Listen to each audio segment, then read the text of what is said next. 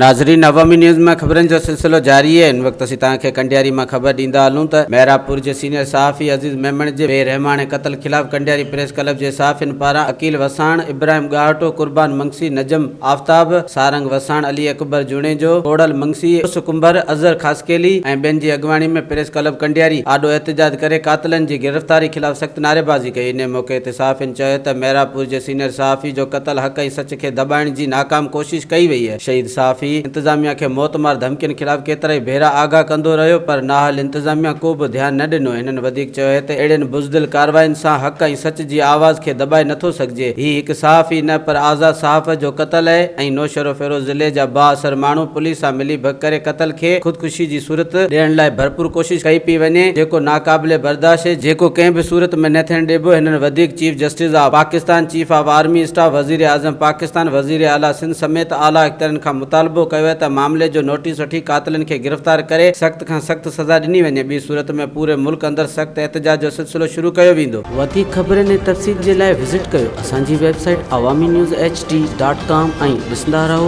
Awami news HD।